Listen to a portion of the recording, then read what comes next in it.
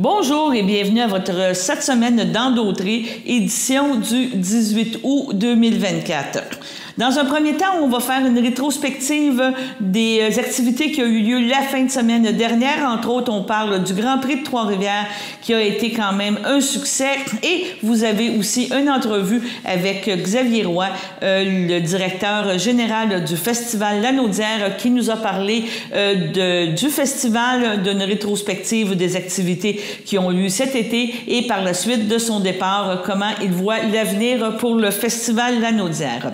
Aussi, on n'a pas pu s'empêcher de faire beaucoup de reportages concernant les inondations, on pourrait dire historiques, que nous avons eues dans la région. Donc, premièrement, un petit rappel en images là, des inondations qu'il y a eu dans le coin. Concernant le IGA, on vous parle d'une courte post qu'a faite Jimmy Mondor concernant la situation au IGA qui sera fermé pendant quelques semaines. Par la suite, on a eu quand même des images de la situation concernant le Saint-Hubert et le Petro-Canada.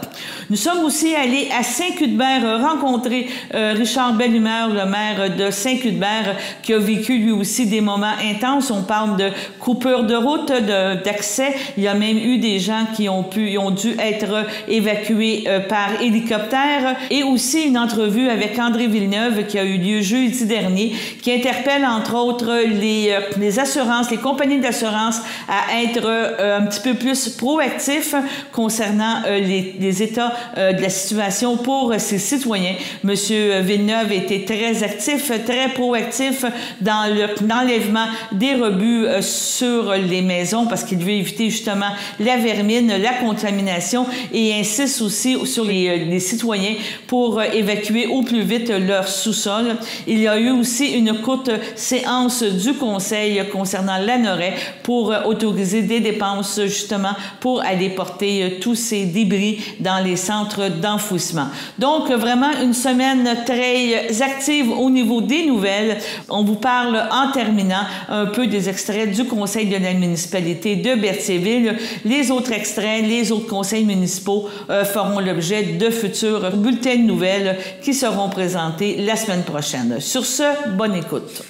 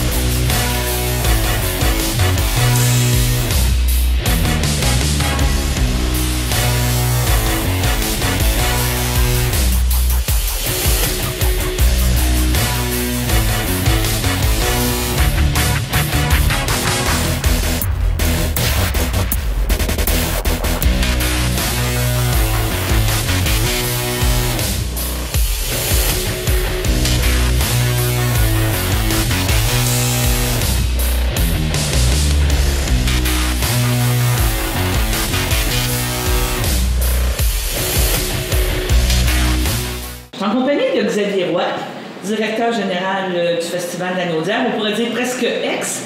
Sortant. On va mettre sortant. Merci de nous accueillir dans ce bel espace, encore grâce à toi. Moi, je pense que c'est déjà un leg que tu laisses au festival important, cette fameuse maison-là, le travail que tu as fait pour réussir à avoir, on pourrait dire, un lieu permanent, agréable et possiblement...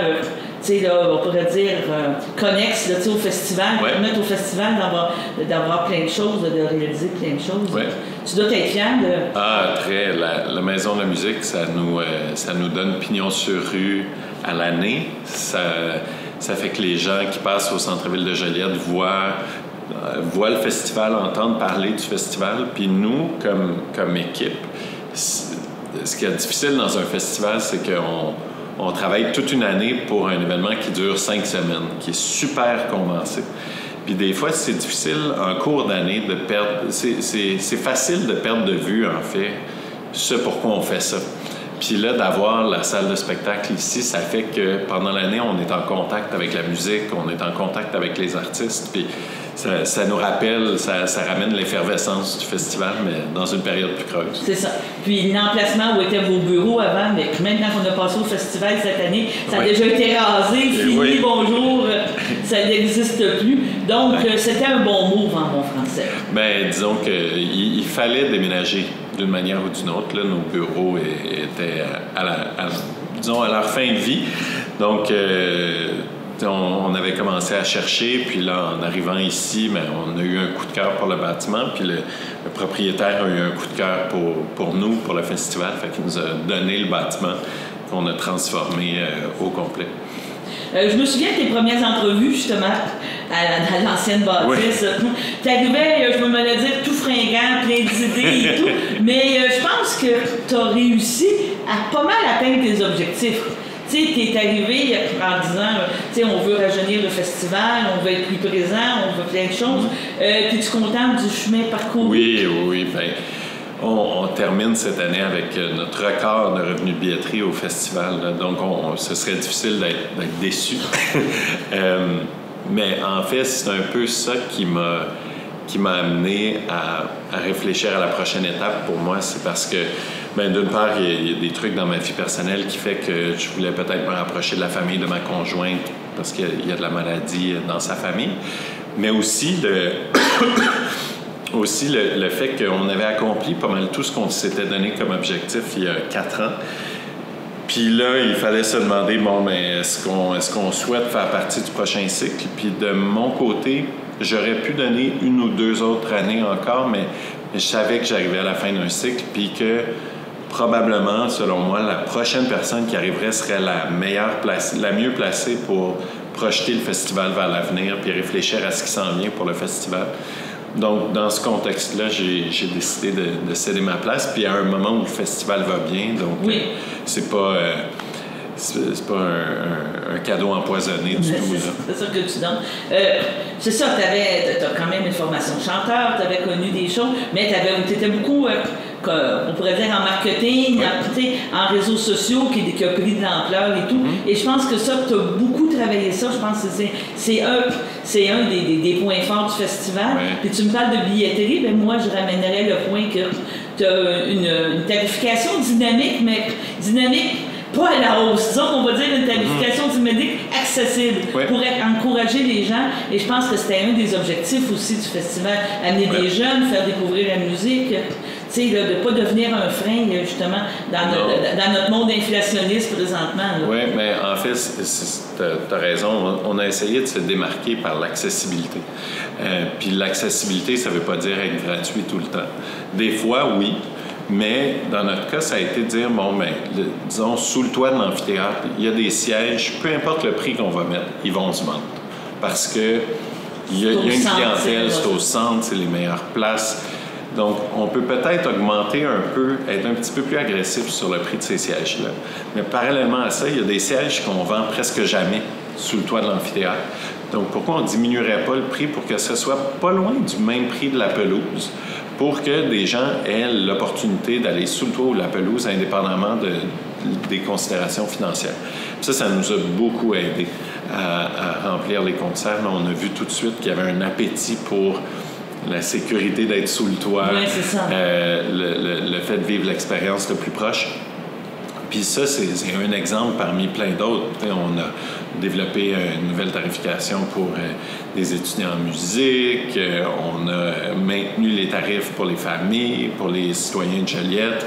On a développé un partenariat avec la Ville de Joliette pour qu'ils offrent 2000 billets gratuits aux citoyens du Grand Joliette. Donc, tout ça fait que, au final, le festival est de moins en moins perçu comme un endroit où il y a de la musique classique, puis c'est intimidant. Au contraire, exactement.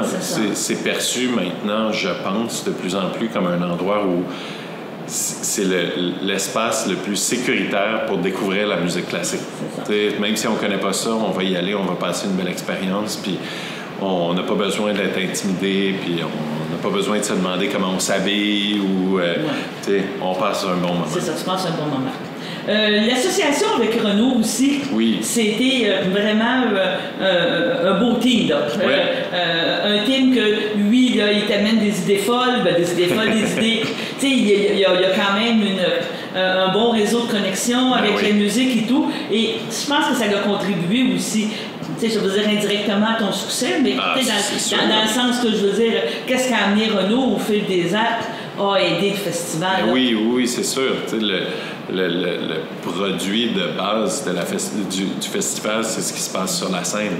Donc, Renaud, avec la programmation, crée un peu l'âme du festival à chaque année à travers la programmation. Puis, après ça, le travail de l'équipe, c'est d'une part, mon travail, c'est d'écouter ce qu'il y a à dire, puis de le challenger sur certaines affaires. Discuter budget, puis dire, on va faire des choix. Puis Renaud, je le remercie beaucoup pour ça, parce qu'il y a plein de directeurs artistiques qui programment, puis qui ne se préoccupent pas de si ça va vendre, de combien ça coûte, alors que Renaud a cette préoccupation-là de s'assurer que s'il programme quelque chose, il ne programme pas pour vendre des billets, mais il veut s'assurer que ce qu'il va programmer va vendre des billets. Va vendre des billets, oui. Il y a un équilibre, exactement. Je te fais un petit peu le parallèle avec le théâtre, tout ça. Oui. Il y a carrément des spectacles qui sont tapettes, des choses, mais par contre, il y a d'autres choses qui sont winners, qui sont gagnants, puis tu sais qu'au bout de l'année, tu devrais boucler ton budget, mais c'est important, cette sensibilité-là. Oui, puis ça, il l'a vraiment. Donc, on a pu avoir des discussions vraiment constructive ensemble. Puis, il ne faut pas oublier que quand Renaud est arrivé, donc sa première saison était en 2019, c'était la première fois qu'il programmait un festival. Donc, la pandémie est arrivée, puis on a développé des nouveaux réflexes après la pandémie, mais ça a pris, je pense, quelques années, tant pour moi de comprendre comment interagir avec lui au niveau de quels ajustements faire à la programmation, tant pour lui de bien comprendre ce qui réagirait, ce qui résonnerait dans le public. Donc là, cette année, je trouve qu'on a atteint un peu c'est ça, on est sur notre X, la programmation nous ressemble. Il y en a vraiment pour tous les goûts, mais en même temps, c'est d'un niveau exceptionnel. Donc, je pense que Renaud est vraiment en selle pour la suite des choses, puis que la prochaine direction artistique, la prochaine direction générale qui va arriver va être, je dirais pas en pantoufle, mais va être dans un contexte qui est vraiment favorable. C'est vraiment favorable. Ouais. C'est ça. Quand tu es arrivé, est-ce que tu as un petit peu de chiffres ou de choses? Tu peux faire un comparatif en disant que tu es arrivé, tu as vraiment... Parce que celui qui était là avant toi, le directeur général, ça faisait quand même quelques années, avec un S qui était là, que ça a été aussi l'apprentissage. Ça a été de voir les effectifs ont augmenté. Tu as fait beaucoup de choses.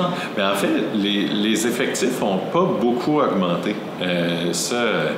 Je le rappelle une fois de temps en temps au conseil d'administration parce qu'on a à peu près le même nombre d'employés permanents là, maintenant qu'on en avait en 2016 ou 2017. Pourtant, on a un lieu où on fait beaucoup de locations, on a plein de nouvelles séries de concerts, d'activités. Donc, c'est certain que le volume d'activités a augmenté, mais on livre ça à peu près avec la même équipe qu'au milieu des années 2010. Mais après ça, on dégage des ressources supplémentaires aussi parce que, justement, la philanthropie, le financement privé au festival, on a doublé en 4 ans. en plus de la campagne de financement qu'on avait fait pour le bâtiment ici. En termes de billetterie, on se retrouve à peu près 30% de plus qu'en 2019, là, sous le toit. Puis probablement un 15-20% au total là, en termes de revenus de billetterie. Donc, c'est beaucoup. C'est une grosse progression, oui. C'est une grosse progression, surtout qu'on parle de 2 ans que c'était comme zéro, là, ouais. Disons qu'on le mette à 0. Ben, oui, parce que... Mais, oui et non. Oui, en termes de présentation de concerts, il y avait moins d'événements. Mais en même temps, ce temps-là nous a permis vraiment de réfléchir comme il faut à ce qu'on voulait faire. Puis dans un contexte, par exemple en 2021, où on a pu présenter quelques concerts à dernière minute, ça a été une opportunité de tester des affaires assez rapidement. Donc, on a pu utiliser cet espace-là qui était créé par la COVID comme un espace qui nous permettait de mieux se mettre en selle pour la suite des choses. Je te dirais en terminant, oui. Comment tu vois le festival? Parce que oui, je suis sûr que tu vas le suivre. Tu sais, on laisse aller le bébé, mais tu sais, on a toujours un petit œil, un petit regard sur qu'est-ce qui se passe. Qu'est-ce que tu penses que tu vois dans 5 ans, dans 10 ans pour le festival? Oui, c'est sûr que je vais continuer de le fréquenter. Là. Je vais venir à Joliette chaque été pour venir voir des concerts. Ce que je vois pour le festival dans 5-10 ans, ce que j'espère, c'est de maintenir puis de dépasser la qualité des concerts qu'on a aujourd'hui. Tu sais, je pense qu'on a atteint un niveau qui est vraiment exceptionnel, mais je pense qu'on peut aller encore plus loin. Je souhaite que le festival maintienne son implication dans le coin. Tu sais, je pense qu'on a les infrastructures pour le faire, mais il y a toutes sortes de manières à travers lesquelles on peut avoir de l'impact. Là, on a donné notre premier concert à la prison pour femmes de Joliette cet été. Ça, par exemple, c'est une action qui est relativement simple pour nous puis qui peut avoir un impact dans la vie des gens. Puis après ça, au niveau administratif, je pense une équipe stable. Tu sais, notre équipe, en ce moment, il n'y a pas eu beaucoup de roulement. Donc, le fait d'avoir une équipe qui est stable permet... Ça roule mieux. Ça roule mieux, puis tout est plus facile. Puis aussi, des finances en santé. Oui, on a augmenté les revenus autonomes. C'est quasiment 50% de plus de revenus autonomes qu'en 2019. Mais les coûts de production et les coûts de programmation ont explosé. Tout coûte plus cher maintenant. Puis on le voit à l'épicerie, mais c'est encore pire dans le monde des arts. Donc, de trouver une manière d'atteindre cet équilibre-là, de dire, on présente des concerts au niveau où on souhaiterait le faire, mais sans hypothéquer le futur du festival. Donc, je vais pas dire encore plus de reconnaissance de la part des gouvernements. Le culture municipale, oui, mais au gouvernement, des fois, c'est un petit peu plus difficile. C'est certain que ça pourrait aider. On ne dirait pas non, mais moi, je pense que l'avenir du festival au niveau budgétaire passe beaucoup par une augmentation encore plus loin de la billetterie, puis le développement d'une philanthropie de fonds. C'est ça. On a une fondation, mais je pense qu'on peut l'amener encore plus loin pour assurer une sécurité pour la suite des choses au festival. Ah, c'est bien. Bon, je te remercie beaucoup. On va te souhaiter bonne continuité. Merci. Tu nous as dit que tu t'en allais à Ottawa dans un autre domaine complètement différent et tout, mais c'est des beaux challenges, puis on te souhaite une bonne chance dans tes projets futurs. Merci beaucoup. Merci. Bye.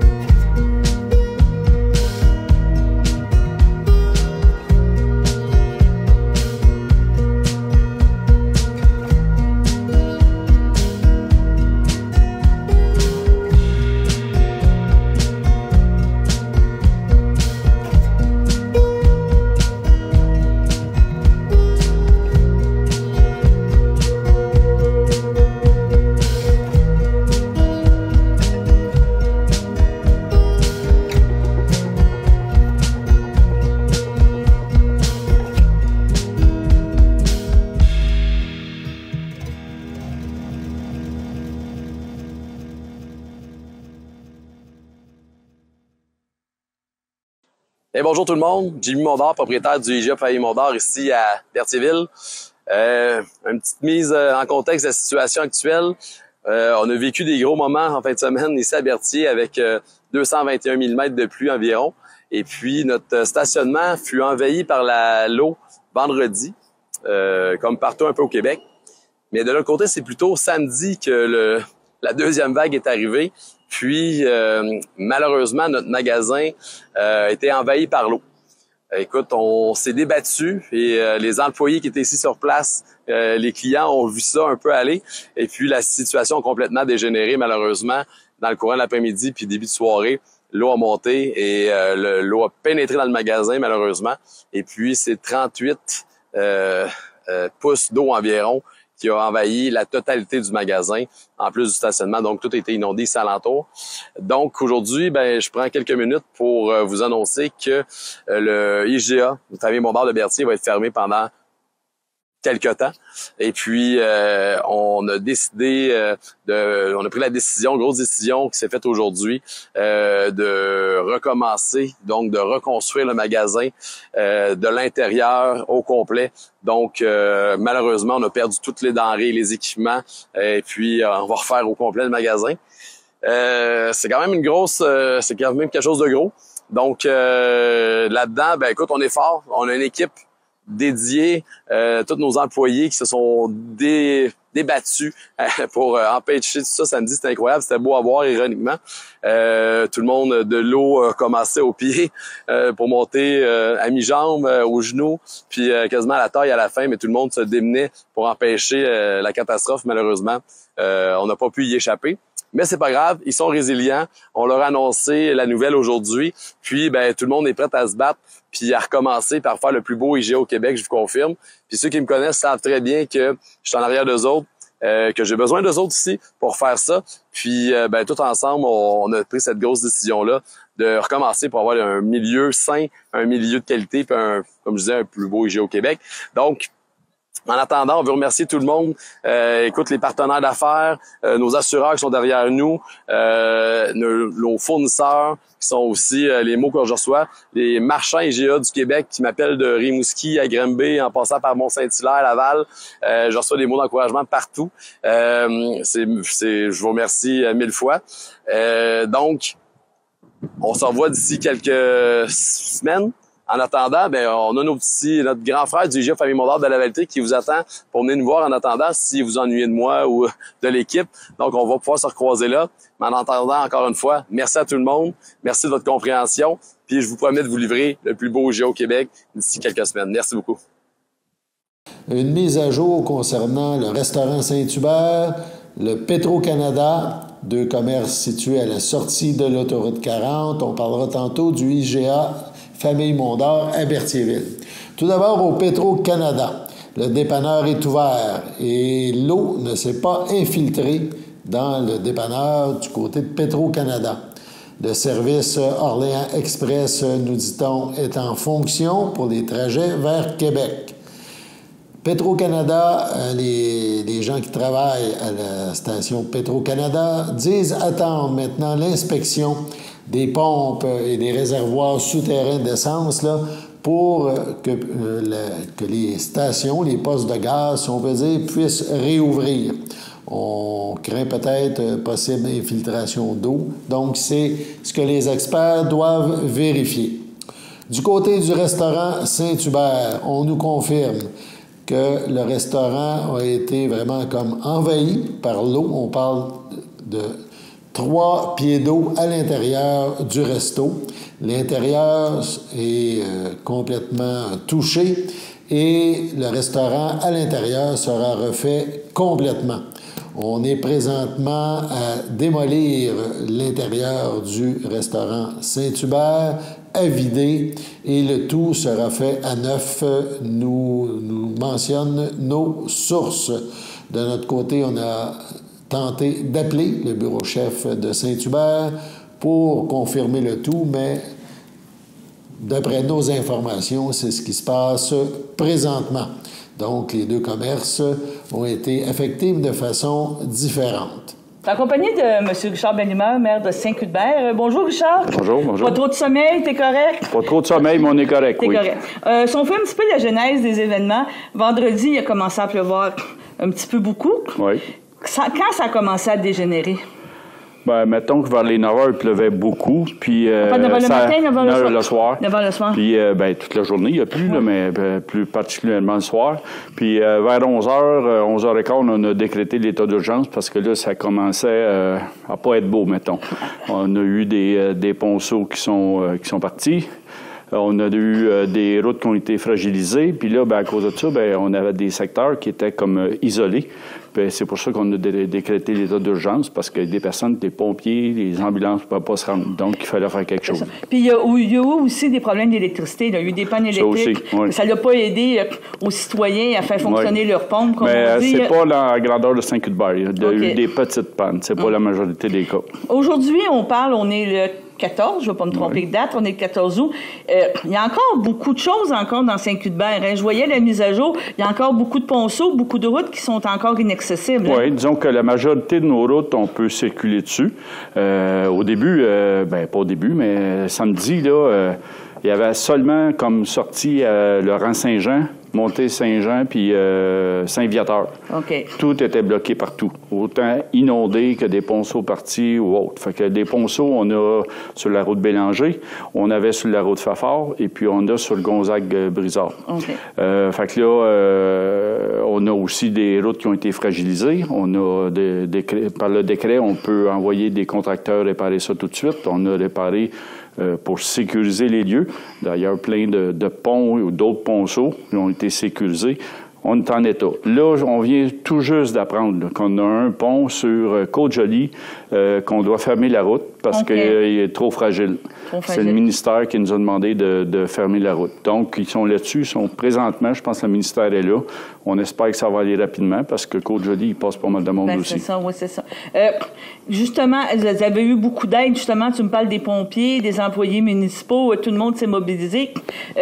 Avez-vous l'impression, je vais poser la question plate, qu'on s'est retrouvé dans une espèce de oubli, là. Tu sais, on a entendu beaucoup quand on écoutait les médias, les choses à Montréal, c'est ça. Mais c'est ici dans la Naudière que ça l'a beaucoup brisé, ça l'a beaucoup. Puis on n'entendait pas parler. C'est comme si on n'existait pas. Même au niveau, je te dirais, d'implication au niveau du gouvernement et tout, ça a pris du temps avant de reconnaître un petit peu. Non, nous autres, on a décrété, puis on est en lien avec la sécurité publique immédiatement. OK. Mais oui, mettons, dans les grands médias, que ce soit Saint-Cuthbert ou les autres municipalités environnantes où on n'entendait pas parler. C'est seulement aujourd'hui qu'on a entendu parler à TVA de la municipalité de Saint-Cuthbert. On a nous autres qui est particulièrement sinistrée, c'est le domaine Vadnais, où la plupart des maisons sont plus là. Non, c'est pas qu'ils sont plus là, sont plus habitables. Sont plus habitables. Mais moi, c'est ce côté-là, là, que ce soit du matériel, des sous-sols à refaire. Je sais personnellement, il y a quelqu'un de très proche, ma mère, son sous-sol est affecté pas mal, mettons, ou très beaucoup même. Et puis, mais il y a des personnes qui ont tout perdu, là. Puis c'est ça, moi, qui te fait de la merde, qui te fait mal. Oui, c'est ça. À quelque part, comme ressource, on est limité un peu, à part leur offrir un hébergement, ces choses-là, mais tout ce qui va suivre dans les semaines puis mois qui suivent, là, on n'est pas à la place de ces personnes-là. On s'entend que l'hébergement, c'est pas évident de ce temps-là, se retrouver à se relocaliser. Bien, disons qu'on a eu l'aide, pour l'immédiat de la Croix-Rouge. Le DESIN, il y en a qui sont allés, je pense, en Mauricie aussi. Là, on a encore hébergé une autre personne aujourd'hui, mais dans le temps, ça va se caser. Les personnes vont se trouver des endroits, mais ça ne sera pas leur maison. Là. C'est ça. Que ça laisse des plaies. Là. On s'entend que ça laisse des grosses plaies dans la municipalité puis des gros problèmes. Tout ça. Là, la suite des choses, tu me parles là, du pont de Côte-Jolie là, qui est en inspection. Là, les autres points qui ont été stabilisés, éventuellement, il va falloir faire des vrais travaux. Là. Présentement, on a sécurisé les lieux, mais là, c'est s'organiser que les routes soient toutes comme il faut, réasphaltées, mettre la pierre comme il faut, les garde-fous, tout, là. Mais parce qu'on avait autant, je sais pas, le pont qui est sur Saint-André, il y a un pont, une voie que chaque côté, ben c'était pas beau, là. Fait que immédiatement, on a fait sécuriser. Puis le premier pont qu'on a sécurisé, c'est le ponceau, c'est-à-dire sur la rue Coulombe, où il fallait absolument faire quelque chose parce que les personnes étaient isolées du côté de Sainte-Catherine. Puis je dis ce ponceau-là aussi, mais il y avait le domaine Bellemare qui était isolé. Donc, le propriétaire a pu faire les travaux assez rapidement pour sécuriser les lieux aussi. Là, à ce niveau-là, je pose une question plate aussi. Là. Oui. Dans le sens que les finances de la municipalité vont être affectées par ça, là, parce qu'il y avait des coûts à faire à un moment donné. Probablement, mais c'est pas là-dessus qu'on se penche là, actuellement. Il faut aider notre monde. Ce qui est nécessaire, on le fait. Puis, heureusement qu'on a déclenché l'état d'urgence, les mesures d'urgence, parce que de cette façon, il y a moyen d'aller chercher des sous au gouvernement. Mais puis d'ailleurs, avec le gouvernement, c'est ce qu'on mandate aussi pour les prochaines années, là, qui nous donne les moyens de s'organiser avec ça. Là, parce que là, je sais pas moi, un ponceau qui a 5 pieds, ben il va peut-être en faire un de 7 ou 8 pieds. Oui, bien c'est ça, c'est une réalité qu'on vit, je pense, partout. Là. On a réparé un ponceau l'année passée à 6 pieds, puis tout le monde, il y a plein de monde qui disait c'est bien trop grand, pas nécessaire, mais il ne fournissait pas encore. Fait que là, des cas comme ça, va-t-il falloir en mettre un 2 pieds, mais un ponceau, le ponceau que je parle, là, ça a coûté 100 000 faire ça. Au nombre de ponceaux qu'on a à Saint-Cuthbert, il faut falloir qu'on ait de l'aide. Il va falloir qu'il y ait une implication des gouvernements et des gens, pas tout ça. Là, je voyais, quand on s'est envenu, beaucoup de gens ont mis leurs déchets, on peut dire ça comme ça, sur le bord du chemin. Là, y a-t-il des choses qui sont prévues? Est-ce qu'il va y avoir une collecte spéciale? Il va y avoir une collecte spéciale 21 août de mémoire, là, pour les encombrants. Il y a certaines choses qui vont pouvoir être ramassées, mais c'est pas tout. Je sais pas, moi, les matériaux de construction, je pense que c'est pas compris là-dedans. Mais c'est tout ce qui est meubles, autres, là, matelas, meubles, ça va pouvoir faire partie de ça. Fait que là, pour les autres morceaux, on verra, là, on est tout juste. On vient de sortir de la tête de l'eau, là. On verra la suite des choses. Donc, on vous laisse respirer un petit peu. On espère que la municipalité s'en sorte, là. C'est malheureux. Puis j'espère que, c'est ça, on va faire un débriefing de tout ça, là. Je pense qu'on a fait les choses pas si mal. On a su informer notre monde le plus possible. On a utilisé les moyens qu'on pouvait. Notre site Internet, Facebook, puis on a pu donner, je sais pas moi, des moyens de sortir de Saint-Cuthbert que le monde, il savait plus quoi faire, là. Parce qu'on avait beau dire, on s'en va vers Berthier, mais la 347 était fermée, le Berthelet était fermé, tout était fermé. Puis à un moment donné, on voulait que ça se répare parce que le monde de Saint-Gabriel, il passait par chez nous pour descendre dans le sud. Fait que là, du côté, information, je pense qu'on était correct, mais on espère qu'on va apprendre de tout ça. Oui, mais on espère que ça ne reviendra pas souvent non plus. Pas souvent, mais je suis à peu près sûr que ça va revenir. C'est ça le problème. C'est ça, tu penses? C'est ça, oui. On vit tout le réchauffement climatique, puis regarde, aujourd'hui, il fait tellement chaud, mais qui aurait dit qu'il y a 3 ou 4 jours, on a un climat tropical quasiment. C'est ça. Je regardais aussi au niveau des agriculteurs, es-tu au courant un petit peu? Y a-tu beaucoup de pertes? Oui, il y a certaines zones qui ont des pertes, oui, c'est complètement inondé, puis supposément que les récoltes seront plus bonnes. Pourtant, c'était très bien parti pour eux autres. C'est ça, dans les commentaires, des articles qu'on avait reçus, c'est qu'il y avait une belle saison. Il y avait meilleur que l'année passée, mais là, ça allait que ça allait encore couper. Ça va être encore une autre situation économique qui va être difficile. Peut-être, mais vu que c'était pour être un bon rendement cette année, peut-être ce qui est bon va compenser pour les gars, je ne sais pas, là, mais disons qu'il y en a qui sont pas mal déçus de ça, oui. Oui, c'est ça. Bon, parce qu'on va vous souhaiter bon courage. On va en reparler sûrement, on suit ça de près. Puis, vous avez des changements, vous nous en reparlerez. Parfait, merci beaucoup. Puis, j'encourage la population de Saint-Cuthbert, puis même les autres populations aussi, le moindrement qu'il y a des questions, là, que ce soit Sainte-Geneviève, Saint-Barthélemy, Sainte-Élisabeth ou autre, là, de poser des questions à leur municipalité, puis habituellement, s'ils n'ont pas les réponses, ils vont aller les chercher. En tout cas, c'est notre cas. Bon, d'accord, je te remercie. Merci. Bonjour, M. Villeneuve, maire de Lanoraie. Vos nuits sont courtes de ce temps-là? Elles sont peut-être courtes, mais je connais des gens, des citoyens pour lesquels il n'y a pas eu de nuit beaucoup depuis un certain temps déjà. Là. Vous êtes rendu un petit peu expert en mesures d'urgence. Il n'y a même pas un an, il y a eu la tornade. Il y a eu encore là beaucoup de problématiques ici dans le coin de Lanoraie, tout ça. Mais cette fois-ci, c'est encore gros. Là. C'est vraiment des gros dommages. C'est vraiment impressionnant. Vous avez battu le record de millimètres pour la province de Québec vendredi dernier. C'est pas un record que vous vouliez, là? Triste record, mais si on compare avec l'année passée, avec la tornade, la différence, c'est que l'année passée, il n'y a pas eu beaucoup de bris matériels. Puis, il n'y a pas eu de victimes. Tout s'est bien passé. On a ramassé les branches, la municipalité. Puis mais cette année, la différence, c'est que là, on a à peu près 200 résidences sur 2150, donc à peu près 10 des résidences qui sont touchées à des degrés divers. Et là, évidemment, ça occasionne... les gens ont vécu l'enfer vendredi, on va se dire, pas juste ici, partout, hein, ceux qui ont subi la tempête. Et maintenant, il y a des... Il faut nettoyer, il faut vider les sous-sols, puis il faut pas attendre. Faut pas attendre le message que je passe ce matin, c'est attendez pas, là, ceux qui n'ont pas commencé, c'est faut vider, puis ça presse, là, puis il faut nettoyer. Il y a une question de salubrité. Là. Exact. Puis aussi, la demeure, si vous laissez ça trop longtemps, bien, les dommages augmentent. Là. La moisissure se répand. Puis c'est toujours la valeur de la maison qui peut être... Exact. Okay. En tout cas, les coûts de réparation sont plus grands. C'est vraiment particulier. Comment vous avez vu ça vendredi? Vous avez commencé à voir l'eau tomber, puis vous disiez, ça n'arrête pas, c'est quelque déjà là, on savait que nos gens étaient inondés très rapidement, on l'a su. Donc, très rapidement, on était en mode de justement... Moi, déjà vendredi, j'étais en mode gestion de déchets. Il fallait y penser tout de suite. On savait que ce qui se passe présentement, on savait que c'était pour ça. Vous êtes proactif, en bon français. On essaye. Donc, on peut parler vous êtes un maire qui est impliqué, parce qu'un matin, on vous a vu... Je pense que tous les maires sont pas mal impliqués à leur façon, tout dépendamment comment on vit la situation. Il n'y a pas de mérite à ça. Là. On est là pour soutenir nos gens.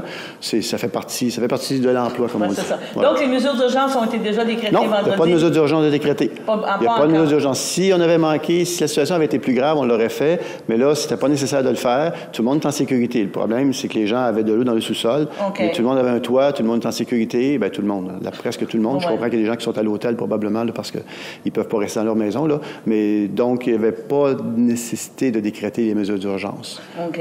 Puis, vous, votre maison a été correcte? Moi, ça va. Ça va, non, mais on s'informe aussi. Là. Il y a un côté personnel.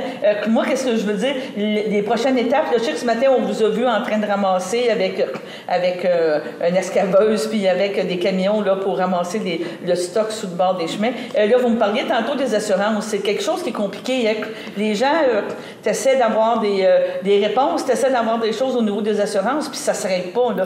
Ils sont débordés puis ils n'ont pas l'air d'être pressés. Bien, c'est pas qu'ils sont débordés, ils sont pressés sûrement. J'imagine qu'ils veulent donner un service à leurs clients. Le problème, c'est que les messages sur le terrain de différentes compagnies, puis même d'une même compagnie d'assurance, c'est pas les mêmes échos qu'on a. C'est différent d'une place à l'autre. Il y a des assurances qui disent, puis hier, j'étais en contact avec une compagnie, au téléphone directement, là, chez la citoyenne qui avait amené ses déchets sur le bord du chemin, puis on voulait les ramasser. Puis la dame, au bout du fil, la compagnie d'assurance, m'a dit, vous n'avez pas le droit de ramasser ça, monsieur le maire, ne touchez pas à ça. Bien là, madame, c'est parce que si je touche pas à ça, que la pluie qui s'en vient, la vermine se met là-dedans, il fait chaud. C'est quoi la logique? Alors, nous, ce qu'on fait, c'est qu'on demande aux gens de s'inscrire à la municipalité pour faire une route de travail, évidemment, entre autres, mais surtout pour s'assurer qu'ils nous permettent de ramasser les déchets. Puis moi, je prends une photo de façon systématique. Avant de ramasser, je prends une photo dans la rue de la montagne de déchets, du numéro civique de la maison et de la maison. Et on garde ça précieusement. Puis les gens aussi ont pris plein de photos, plein de vidéos. Alors moi, ce que je dis aux compagnies d'assurance, c'est regardez, les amis, là, il faut ramasser. Là, on ne peut pas laisser ça là ad vitam aeternam. Vous avez pas assez de personnel, donc... je pense que les gens sont... Faire confiance au monde, là. Les gens... Je pense pas que quelqu'un va s'amuser à déclarer à inventer un sinistre, là. C'est ça. Puis je voyais aussi aujourd'hui les commentaires qu'on avait, c'était qu'avec les compagnies d'assurance pour l'auto puis pour l'habitation, il y avait deux réponses différentes. T'sais, ma réaction était vite pour les autos. On va les remorquer, mais pour l'habitation, c'était plus compliqué. Bien, le seul message que je dis, moi, aux assurances de passer, c'est vider ça, nettoyer, éviter la moisissure, assécher, faites ce qu'il faut. Mettez ça dehors, oui, c'est sûr. Puis si c'est sur le bord du chemin, bien, les municipalités, nous, on va ramasser. Qui autorise, dans la mesure où les gens prennent des photos, qui autorise que les municipalités ramassent, je pense qu'ils vont ajuster leur message. Là. Ils ont compris, là, parce que là, on peut pas... Ça va prendre des mois, sinon personne ne va y arriver. Ils ont pas assez de personnel pour aller voir tout le monde. Là. Ouais. La suite pour la municipalité, là, je sais que vous avez fait le ramassage. Il va y avoir tantôt une petite réunion, une assemblée du conseil. Exact. On va parler de quoi exactement? On va débloquer les sommes nécessaires pour poursuivre l'opération nettoyage. Simplement parce que quand on n'est pas en état d'urgence, parce qu'on n'est pas en état d'urgence, c'est correct. Là, il faut que le conseil entérine les trucs. Les dépenses. Les dépenses. Fait que là, on va entériner un montant pour la collecte sur le terrain, parce qu'on va faire avec une entreprise privée pour ramasser tout ça, et pour payer aussi le coût à l'enfouissement. Donc, on va débloquer des sommes. Si le conseil est d'accord, bien sûr, on va débloquer des sommes pour pouvoir entériner ce qui a été fait, puis pour pouvoir aussi, évidemment, continuer le travail. Continuer le travail. Exact. Donc, c'est un gros vaudou, comme on dirait. Oui, mais les gens, bravo. Moi, je veux saluer, écoutez, les voisins. Pour vrai, là, ceux qui n'étaient pas inondés allaient aider les autres. Les voisins, les bénévoles, les pompiers qui ont fait un travail extraordinaire le vendredi puis le samedi aussi, suite à tous les événements météo. Encore, vos employés municipaux? Les employés municipaux ont travaillé. Écoutez, est-ce que j'en oublie? Je m'excuse si j'en oublie, là, mais tout le monde, bravo. Belle résilience. Les gens sont malgré tout, malgré tout, sont de bonne humeur. C'est drôle à dire, là, mais, ce qu'ils veulent surtout, puis là, c'est un message aux assurances, ce qu'ils veulent surtout, là, c'est mettre ça derrière eux. C'est ça. Alors, c'est pas vrai qu'on va laisser des montagnes de déchets traîner dans les rues pendant des semaines et des semaines. Nous, on ramasse. Parfait. Parce que ça peut aller de l'avant, malheureusement. Exact. On met ça derrière la rentrée scolaire là, qui s'en vient. Exact. Les gens veulent mettre ça derrière eux, puis ils ont raison. Mais donc, que les assurances s'ajustent, puis qu'ils mettent ça, qu'ils envoient donc un message clair à la population. Bon, je vous remercie beaucoup, M. Villeneuve. Puis on suit le dossier encore. S'il y avait besoin, on vous en reparle. Merci à vous. Merci. Bye-bye. Alors, bonjour tout le monde. Bienvenue à cette séance extraordinaire du Conseil municipal de la municipalité de Lanoraie en ce 15 août 2024. Il est 10h08. J'aurais besoin d'un proposeur pour ouvrir la séance. Oui? Ah, oui, madame. Madame la directrice générale, est-ce que vous voulez lire, s'il vous plaît, l'avis de convocation? Bon. À Mme Lynne Fermont, Marie-Ève Mondor, Lucie Ouellette et José Castonguay, à Messieurs André Villeneuve, Martin Lavallée et François Beaujoli. Mesdames, Messieurs, avis spécial vous est par la présente donné par la soutenue qu'une séance extraordinaire est convoquée par Brigitte Beauparlin, directrice générale adjointe et greffière trésorière adjointe, pour être tenue au lieu ordinaire des séances le jeudi 15 août 2024 à 10h et qu'il sera pris en considération le sujet suivant. 1. Adoption de budget pour la gestion des matières résiduelles suivant les inondations dues aux pluies diluviennes du 9 août 2024, donné à Lanoraie ce 12 août 2024, Brigitte Beauparlin. Merci beaucoup, Mme Beauparlin. Donc, on va immédiatement passer à l'action, comme on dit. Est-ce que j'ai un proposeur pour ouvrir la séance? Je propose. Proposé par M. Beaujoli. Est-ce que j'ai un appuyeur? J'appuie. Appuyé par Mme Lynne Clermont à gauche.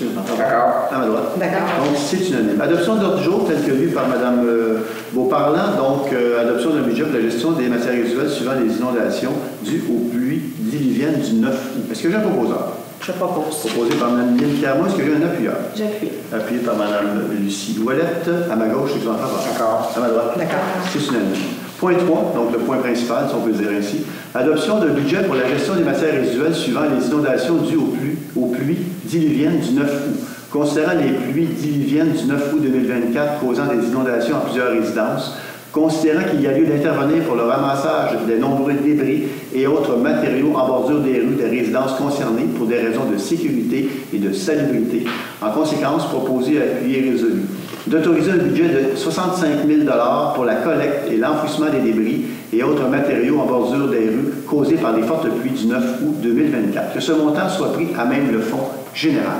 Est-ce que j'ai un proposeur? Je propose. Proposé par M. François Beaujoli. Est-ce que j'ai un appuyeur? J'appuie. Appuyé par Mme Lynne Clermont à ma gauche. Ceux qui sont en faveur. D'accord. À ma droite. D'accord. C'est unanime. Point 4, il y a des questions. Évidemment, vous comprendrez que c'est une séance extraordinaire. Il n'y a pas personne dans la salle. Bien, évidemment, il y a le caméraman, il y a la dame de CTRU, Mme Yvon, et les membres du personnel ainsi que les élus municipaux. Donc, il n'y a pas de questions. De toute façon, si jamais il y a des questions, vous appelez à la réception, parlez à Mme Annie qui va se faire un plaisir de répondre dans la mesure où la réponse existe à votre question, elle y répondra.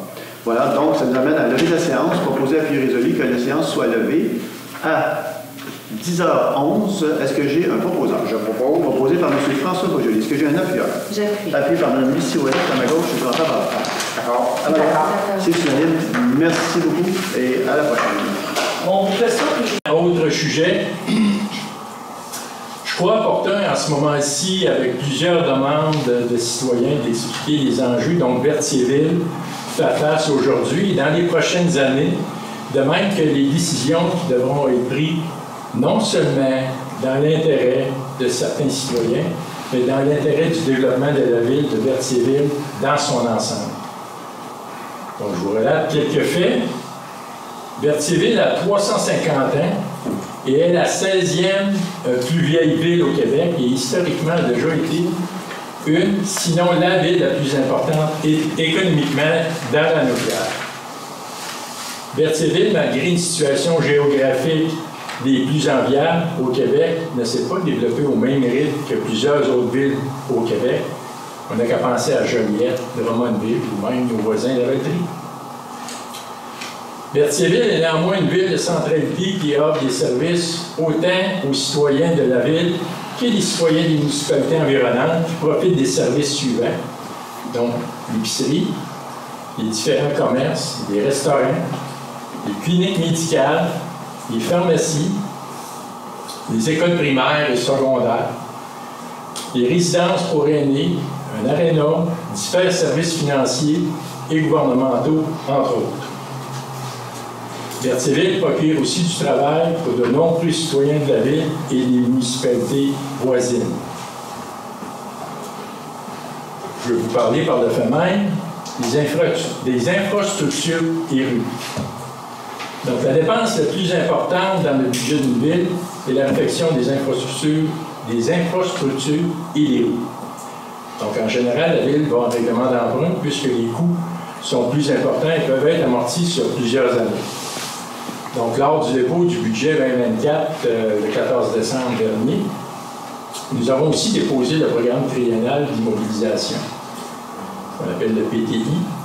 Donc, si on tient compte uniquement de la planification des activités d'investissement et immobilisation des rues et des infrastructures, je répète un peu ce qu'on a. En 2024, on a la réfection majeure de la rue Saint-Viateur, donc le coût approximatif est de 2 031 250. Naturellement, il y a une subvention qui vient avec ça en moins, mais on a quand même le plus important montant à assumer. En 2025, on a prévu dans le programme triennal des travaux de séparation des égouts, du réseau d'égouts entre les rues de Montcalm et de Frontenac. Donc ça, c'est un 2 332 317. C'est aussi prévu en 2025 une augmentation de la capacité de la station de traitement des eaux usées qui est d'un coût de 15 millions. En 2026, dans la planification, on a une réfection majeure de la rivière de l'Estage, qui est prévue d'un montant de 5 145 688. Donc, ça nous fait un total d'emprunt de 24 509 255, moins certaines subventions, naturellement, mais on assume un bon montant. Sans compter certains problèmes de pluviaux ou d'investissements qui seront nécessaires pour régler une problématique et sur plusieurs rues qui sont en mauvais état et ont un urgent besoin de réflexion. Quelquefois, nous avons aussi certains travaux surprises, non planifiés, mais urgents et obligatoires. On n'a qu'à penser au bris de conduite dans le lit de la rivière Chaloupe en décembre 2022, qui nous a coûté 113 139 $. Tel que mentionné précédemment, Berthierville est une ville historique et plusieurs de nos infrastructures ont 50, 60, 70 ans. Ceci est un exemple si nous n'investissons pas à moderniser nos infrastructures avec un plan directeur et en suivant de façon rigoureuse un plan triennal d'immobilisation, nous allons subir plus de bris. Nous allons faire des réparations par bout brisé sans savoir quand il y aura un autre bris à cet endroit. Au final, cela coûtera plus cher et nous ne serons pas en mesure de développer la ville comme il se doit. C'est un fait. Berthierville a du rattrapage à faire au niveau des infrastructures et d'importantes sommes d'argent vont devoir y être consacrées. Nous essayons toujours de minimiser les impacts dans nos décisions et chercher des solutions, mais malheureusement, dans certains cas, nous devons sacrifier. On parlait d'arbres à la dernière séance. Ça peut arriver pour la réalisation des travaux. Juste une petite note en passant. Nous sommes dans un processus d'élaboration d'une politique de l'arbre. Ça, on a entendu cette procédure-là l'hiver dernier, qui devrait être complétée au courant de l'année 2025 et qui va aussi se refléter dans notre nouveau règlement de zonage. Donc, il y a un travail qui est fait à ce niveau-là aussi.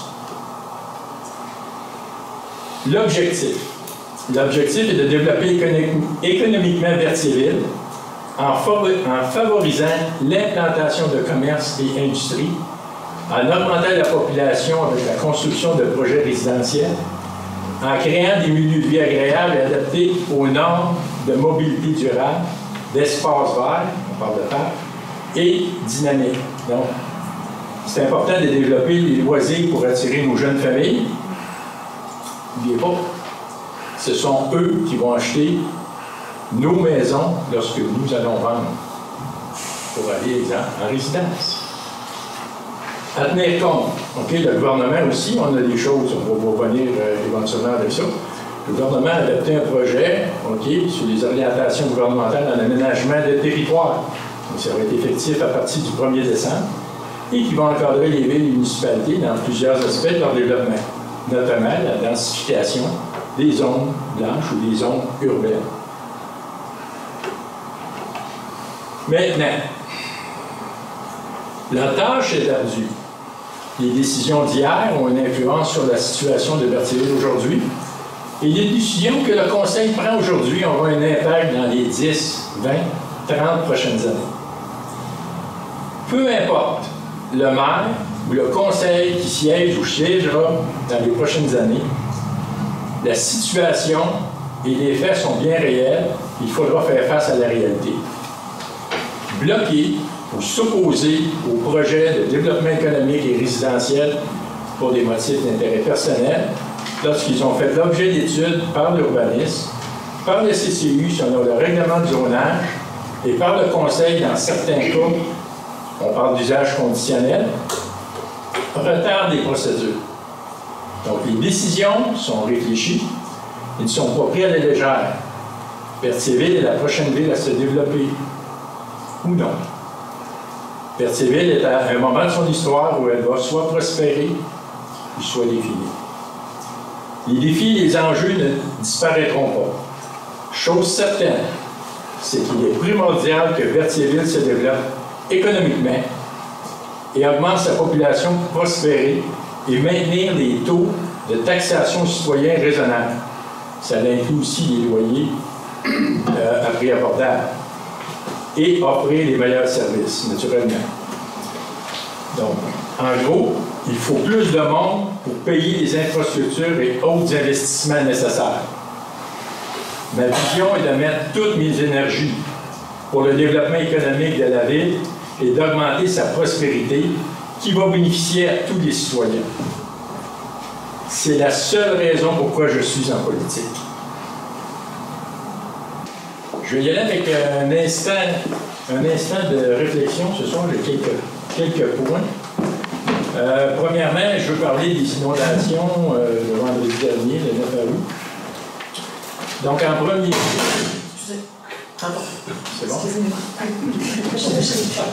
Donc, en premier lieu, je veux remercier Mme Sylvie Dubois, directrice générale de la ville de Berthierville et coordonnatrice des mesures d'urgence, M. Daniel Richard, contremaître aux travaux publics, et les employés des travaux publics pour le travail remarquable vendredi durant les pluies torrentielles et tout au long de la fin de semaine. Je peux vous dire qu'il y a eu des heures de fait. Même Mme Dubois a quitté l'hôtel à 2 h du matin, samedi matin. Donc, beaucoup d'heures là-dedans. Je veux aussi souligner le courage et la résilience dont fait preuve tous nos citoyens en cette période difficile. Donc, la Ville a mis en place sur le site web et sur le site Facebook de la Ville différentes informations concernant l'événement de cette fin de semaine, incluant les formulaires de réclamation. Donc, il y a des formulaires de réclamation pour les propriétaires et locataires dans le cadre du programme d'assistance du ministère de la Sécurité publique. Donc, si vous avez entendu, il y a eu des communiqués de presse chez, je sais, à la télé qui a passé à la télé. Donc, on fait référence à ce programme-là. Dernièrement, et non les moindres, je veux souligner le courage, l'énergie et la force de caractère de nos commerces et industries qui ont subi l'inondation, et plus spécifiquement les commerces de la rue Gabriel Brissette, qui ont été durement touchés, donc l'épicerie IGA de la famille Mondor, le restaurant Saint-Hubert et la station-service Petro-Canada. Donc, je vous dis, vous avez notre entière collaboration dans le rétablissement de vos commerces. Merci beaucoup de votre écoute. On vous rappelle là, que nous avons un bulletin de nouvelles à tous les jours à compter de 18 heures pour être au fait de l'actualité dans la région, dans la MRC d'Autrey. Donc, bonne écoute et à la semaine prochaine.